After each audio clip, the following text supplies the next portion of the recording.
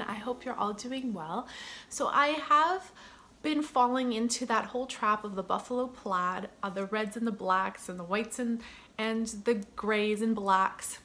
So I have a very simple DIY to share with you using all Dollar Tree material, which I was super excited to be able to create this using all of their Dollar Tree materials, even the stencil. Now keep in mind, if you do have a Cricut machine, a silhouette, or even how I've shared with you how to make stencils using shelf liner from the Dollar Tree, or what is it called, the freezer paper. So if you want to take a look at how I've done that, I will link some DIYs in the description down below so you guys can take a look at other ways to create stencils without a machine. This is definitely a beautiful stencil, one of my favorite sayings from Christmas time, and it was available at the Dollar Tree, so it made it super easy for me not to have to cut anything out this time. I do want to share with you that I've put in a couple little wood pieces and some wreaths and then kind of manipulated and made it look more rustic. However, keep in mind you can use little berries, pine cones, snowflakes, anything really small, little pieces that you like to accent the frame. You can even keep it simple, but that's just a couple suggestions on my part, and you can do whatever color you want. If you want the white and black plaid, buffalo plaid, go for that look too. If you prefer, I have shared with you how to make that Mod Podge glitter concoction. I did hesitate and was about to do a white glittered Mod Podge concoction and do that as the words. I decided to stick to a matte acrylic white paint just because I thought it would suit the frame a little bit better, but I'm kind of thinking the glitter would have looked beautiful too. I just absolutely love the way the glitter looks on my pillows and things that I've created before using that Mod Podge glitter concoction. And if you want to see what I'm talking about again, there will be a few videos down below. You can take a look at those and I share with you how to do that. But I hope you enjoy this process. I hope it inspires you and that I am able to see some of your creations if you post them on Instagram and tag me, or on Facebook and tag me somehow. I would love to see what you guys are doing. Until next time, everyone, enjoy the process. This is an 8x10 canvas and a placemat from the Dollar Tree. So what I'm going to do is remove the actual canvas off the wood because I'm actually only using the frame for this DIY. So to start off the pillow and cutting off the fabric, I only need the buffalo plaid and I only need a thin piece. So I'm going to try to detach these two pieces from one another. They are sticky and I think it's because of the ink.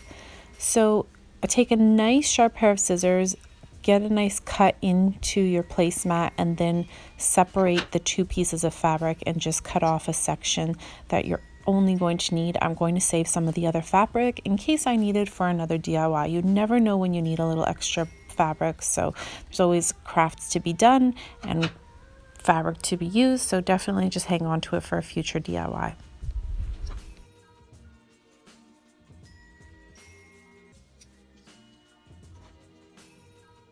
My suggestion is to lay the frame on top of your material before you finish cutting, and make sure you have enough for the border because you're going to overlap the buffalo plaid onto the sides of the frames just to cover up any of that wood. I just think it's a nice finished look. You don't have to, you can just stick it on the back part of the frame, but I prefer it to have a nice plaid border, if that makes sense. I'll share with you exactly what I mean here. So now for this next step here, I'm actually securing the fabric to my workstation, and I have one of those very thin cutting boards that come in a pack of 2 from the Dollar Tree underneath the fabric where I'm going to be painting, just so that the paint doesn't seep through and paint my table. So I'm using a stencil from the Dollar Tree. I absolutely love this package. Make sure that you're lining up your buffalo plaid and inside the frame, of course, where all the lines are nice and straight. You don't want things going on an angle. And then I'm securing the stencil as well with a piece of tape. You can Mod Podge the interior of all your letters before painting just to prevent any bleeding, or you can just go straight to the acrylic paint.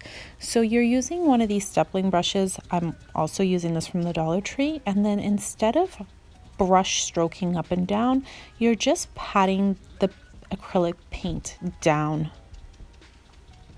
Once you let the first coat dry, you may have to go back and do a second coat just so you have a nice pop of white on the buffalo plaid. And I'm going to allow it to dry, and then I'm going to peel back everything, remove the tape off of my fabric, working with it gently just so that I'm not shredding everything apart. And then I'm going to remove my stencil and share with you that it is needing maybe a little bit more time to dry. However, it wasn't going to smudge when I touched it. So that's the other little tip. You don't want to start playing around with the fabric when the paint is all wet, because then you'll just spread your acrylic paint all over your fabric. So make sure it's pretty dry before you peel it back. And this is how it looks. I love how it turned out. It revealed so beautifully. This is so awesome. And now you're going to secure the buffalo plaid to the actual frame. So I started off with some nails, but my nails weren't small enough. So I'm actually resorting to some thumbtacks, and they're silver from the Dollar Tree. Hammer them down if you have some trouble pressing them in. And it makes it super secure, and kind of keep in line with the same 3 thumbtacks on the black, part of the buffalo plaid. You can even paint the thumbtacks black if you don't like to see them. I think it adds a little bit of character. And then for the corners on the upper sides, tuck in one area just like this, and then fold over the other corner. So again, press that down and flip the other one over, and then you'll thumbtack the corners down just like this.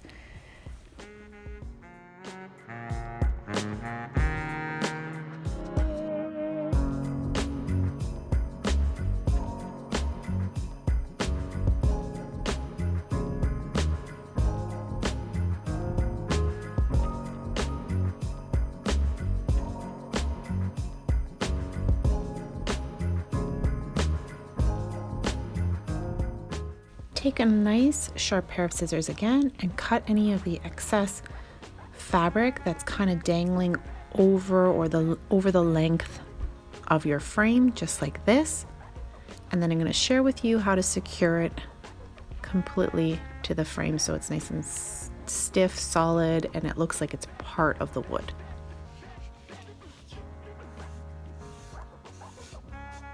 Now this is completely up to you. You can take some red acrylic paint on a piece of like a little cloth, a makeup remover, and just smudge it onto the frame. You can use greens.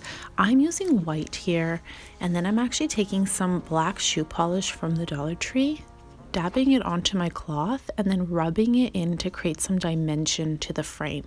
You can also add a little bit of glitter just to give it a little bit of sparkle on the frame if you prefer, and I think it turns out really, really pretty. You can also keep it natural, of course. Now I'm taking Mod Podge, and this is going to look really yucky and sloppy, but trust me, in the end, it turns out so polished, you would never know there was Mod Podge applied to it. So you're going to take a nice amount of Mod Podge and coat the entire outer part of the fabric. This is going to allow the fabric to adhere right to the wood and make it look like it's one solid piece, so that there's no danglies or flyaways or anything happening with your fabric. It's going to look so beautiful in the end. You're going to say, wow, there's no Mod Podge, there's no goop, nothing left, no residue. It's going to look so sharp. See how it's like floppy here? Once you apply the Mod Podge, everything is nice and secure. You can even use your fingers afterwards just to smooth everything out, making sure there's no ripples.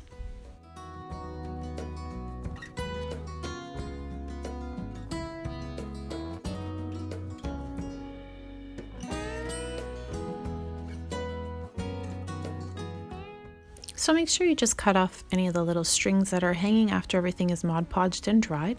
Now I'm going to take some garland from the Dollar Tree, and I'm going to cut a tiny little bit, just about 4 inches or so, and I'm going to glue it to a corner of the frame. You can glue it to the bottom of the frame if you prefer. I just thought it looked cute at the top here. And take some hot glue, put it right directly on the frame, stick my little piece of garland on it and allow it to dry. And then I'm going to take the same white acrylic paint that I used and just kind of create a faux flock. I think it blends everything in nicely together, and I'm going to take some of the little wood chips from the Dollar Tree and glue them on. Now you can use pine cones, berries, bells, whatever you'd like. You can keep it without anything on it if you prefer. I just think that this made it look a little more rustic and finished, and that's it. And then I'm just taking a little bit of the acrylic paint and dusting it across the little pieces of wood to make it look like there's some snowfall on there, and accenting my wood frame again. And that is it. I hope you guys enjoyed this very simple DIY. I look forward to sharing more with you guys in the very near future. And I just want to say thank you so very much for watching, and until next time, have a wonderful day. Bye for now.